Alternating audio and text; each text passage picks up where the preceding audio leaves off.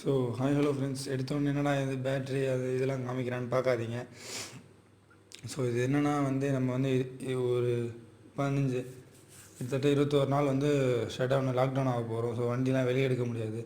So என்னால் முடிஞ்ச ஒரு சின்ன டிப்ஸ் உங்களுக்கு நான் இப்போ சொல்கிறேன். அது என்னென்னு பார்த்தீங்கன்னா, ஃபஸ்ட்டு நான் என் வண்டி ஏற்றி நிப்பாட்டின உடனே அதை லாக்டவுன் ஷட்டவுன் சொல்லிட்டாங்க. எனக்கு வேலை கிடையாது.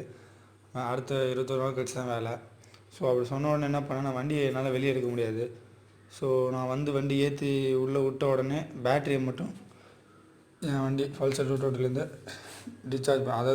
ரீசார்ஜ் பண்ணுறேன், வெளியே எடுத்துட்டேன்.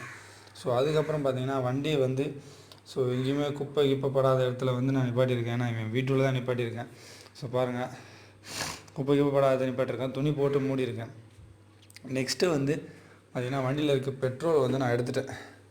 வண்டியில் பெட்ரோலே இல்லை சுத்தமாக. வண்டியில் ஃபுல்லாக பெட்ரோல் ட்ரெயின் பண்ணிட்டேன். நான் கார்பரேட்டரில் இருக்கிற அந்த அடிக்கப்பில் இருக்க பெட்ரோலையும் ட்ரெயின் பண்ணிட்டேன். ஸோ வண்டியில் பெட்ரோல் கிடையாது. ஸோ ஆயில் நம்மளுக்கு பிரச்சனை இல்லை. ஸோ 21 நாள் தான் நம்ம வண்டி நிற்க போகுது. ஸோ 21 நாள் கழித்து நம்ம வண்டி எடுக்கும் போது, ஸோ ஆயில் நான் இப்போ தான் மாற்றினேன் லேட்டஸ்ட்டாக. ஸோ 21 நாள் கழித்து நம்ம வண்டி எடுக்கும்போது என்ன பண்ணணும், ஒரு 3லேருந்து ஒரு 4 நிமிஷம் வரைக்கும் வண்டியை ஐட்லிங்கில் ஓட விட்டால் போதும். வேறு எதுவும் பெருசாக தேவை கிடையாது. ஸோ வண்டி கொஞ்சம் சேஃபாக பார்த்துக்கோங்க. இந்த 21 நாளும் இந்த கொரோனான்ற வைரஸ் கிட்டேருந்து கொஞ்சம் நம்மளும் சேஃபாகவே இருப்போம். ஸோ கையை கழுவிட்டு சாப்பிடுவோம்.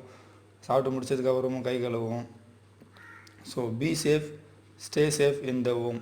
Thank you friends.